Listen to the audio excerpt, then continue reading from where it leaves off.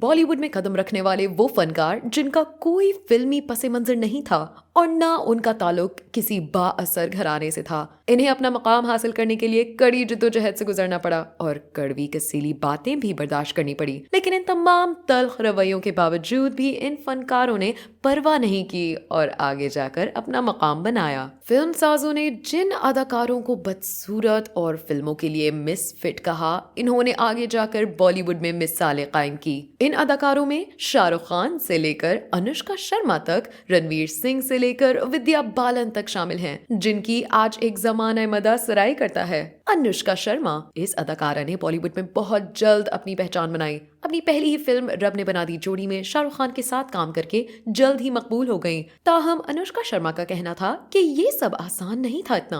अनुष्का शर्मा ने एक इंटरव्यू में बताया कि फिल्मसाज आदित्य चोपड़ा ने इन्हें बताया कि वो खूबसूरत नहीं है। कॉफी विद करण में अपने करियर के इब्तिदाई दिनों को याद करते हुए अनुष्का शर्मा ने कहा कि आदित्य चोपड़ा का कहना था कि मुझे आपकी सलाहियत पर बहुत यकीन है और मैं समझता हूँ कि आप एक बहुत बासलाहियत अदाकारा हैं, लेकिन मैं नहीं समझता कि आप बहुत खूबसूरत हैं, आपको बहुत मेहनत करनी होगी। आदित्य चोपड़ा की इस्लाह को अनुष्का शर्मा ने कुछ ज्यादा ही सीरियस लिया और फिर एक के बाद एक हिट फिल्में देकर आदित्य चोपड़ा के तासुर को रद्द करवाया। रणवीर सिंह ने फिल्म बैंड बाजा बारात से अपने करियर का आगाज किया और इनके मुकाबिल वही बदसूरत कही जाने वाली अदाकारा अनुष्का शर्मा थी। 2022 के एक इंटरव्यू में रणवीर सिंह ने बताया कि आदित्य चोपड़ा ने इन्हें भी काबिले सूरत करार नहीं दिया था।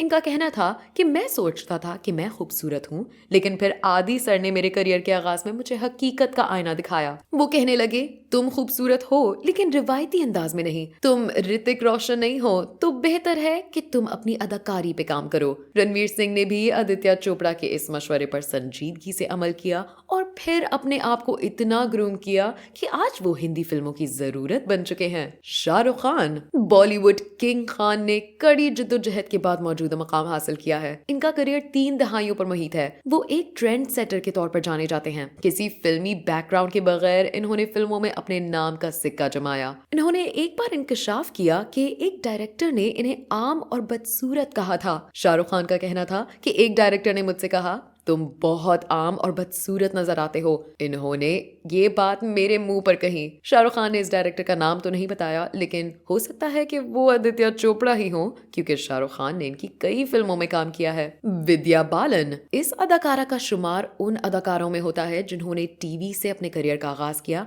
और फिर बड़े पर्दे पर अपने किरदारों का जादू जगाया। विद्या बालन का एक इंटरव्यू में एक वाक्य को याद किया कि जब एक प्रोड्यूसर ने इन्हें फिल्म से निकाल दिया और बदसूरत होने का ताना दिलाया। 2022 में एक इंटरव्यू में विद्या बालन ने कहा कि मुझे 13 फिल्मों से निकाला गया। जब एक प्रोड्यूसर ने मुझे एक फिल्म से हटाया तो उनका रवैया मेरे साथ बहुत खराब था। उन्होंने मुझे इतना बदसूरत महसूस कराया कि 6 महीने तक मैं आईने में देखने की हिम्मत नहीं कर पाई। इतनी ज़हमत के बाद भी विद्या ने हिम्मत नहीं हारी और आज वो बॉलीवुड फिल्मों का एक बड़ा नाम समझी जाती हैं। तापसी पन्नू ने 2021 में दिए गए अपने एक इंटरव्यू में कहा कि इन्हें भी कई मौकों पर बॉडी शेमिंग का निशाना बनाया गया। इनका कहना था कि मेरे पास बड़ी दिलकश आंखें नहीं थी, मेरी नाक छोटी और खूबसूरत नहीं थी, बल्कि मेरे पास बड़े शहाना नाक थी, जैसे कि लोग कहते हैं। मेरे पास घने होंठ या सीधे चमकदार बाल नहीं थे, मेरे बाल घुंघरियाले थे और मैंने महसूस किया कि किसी भी अदाकारा के बाल मुझ जैसे नहीं थे।